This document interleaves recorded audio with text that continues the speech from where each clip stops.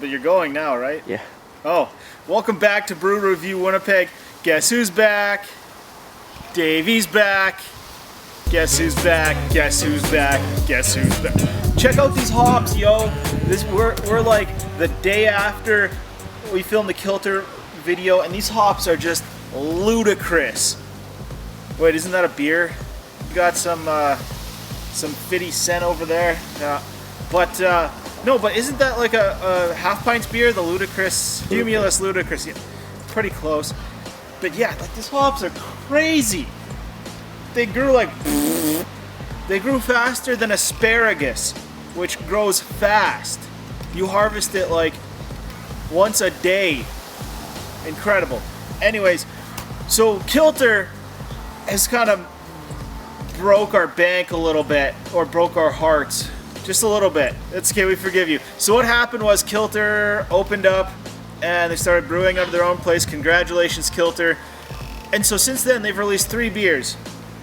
The first one, we tried to buy it and it was sold out.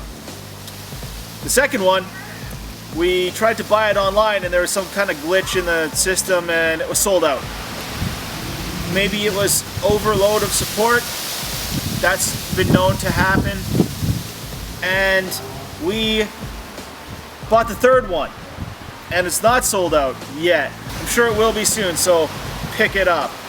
So good on you, Kilter. Way to be a leading force in homebrew, and regular brew.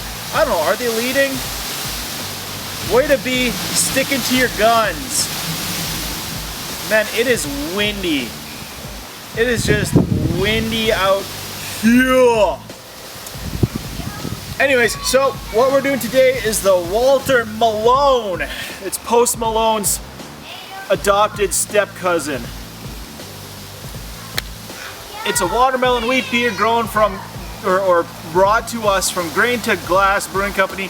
So, have we done something from them before? Grain to Glass. So, they are a homebrew supply store on St. Anne's Road, correct? Yeah, and they are super dope. This is I think the 4th or the 5th beer that they've put out. I've had 3 others of them. The first beer that they put out was the American Pale Ale. It was a pale ale, and it was so good. It was like,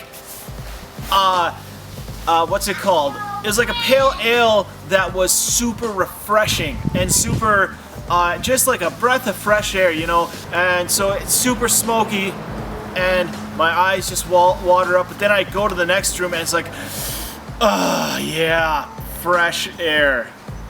You can cut that out. Anyways, I'm not bad mouthing them either.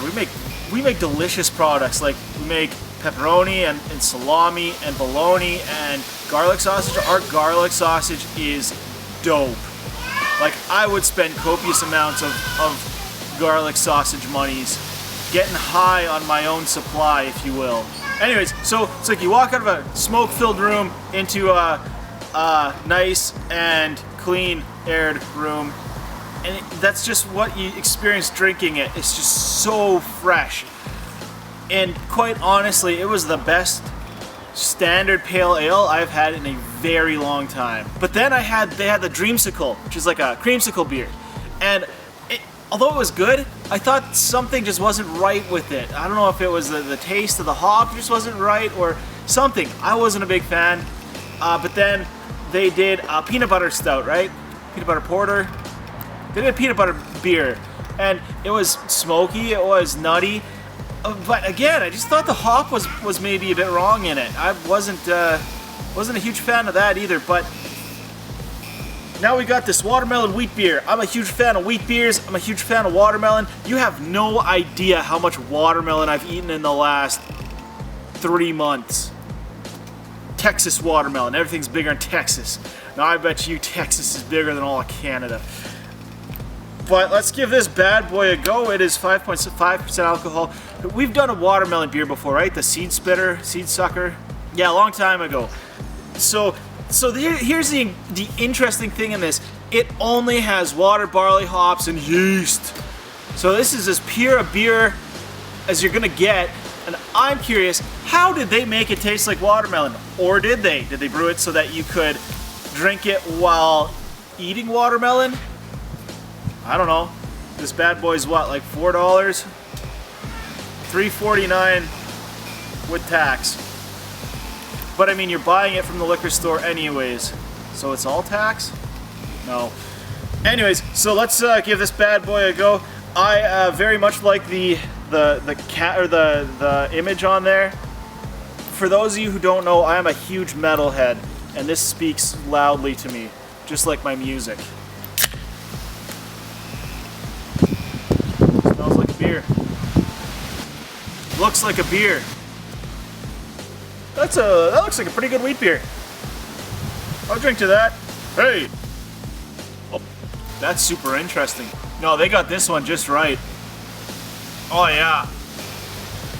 So it is like not super sweet, and it's not super hazy, but it is a bit hazy. Hey, what you doing, Juliet? You trying to show me your terrarium? Yeah. Oh, you got a little bug on there. Oh, that's cool. Oh, wow, that is bright. That's a bit floral. It tastes roughly like watermelon. Like, tastes more so like a watermelon candy than it does a watermelon, but still, if you drank this, you'd be like, oh hey, that's kind of like watermelon. But it's quite refreshing, nice and bright, floral. Oh yeah, oh yeah. It's like not super hazy, a little bit hazy. This is a good beer. This is a solid beer. So it's a swing and a hit, home run for Grainted Glass. This is dope. Oh yeah. Oh yeah. The other thing, it tastes pretty light. Like, maybe it's just because of how bright it is. Like, it's super light, but it's got a fairly good malt presence to it. Fairly good hop presence. This is just good. This is just a very well balanced beer. Abracadabra to your face. Yeah, I'm gonna give this bad boy give it a 8.5. I really enjoy this. I would drink this on a hot day. Yeah. Yeah. Till next time, Winnipeg. Brew on. I don't know.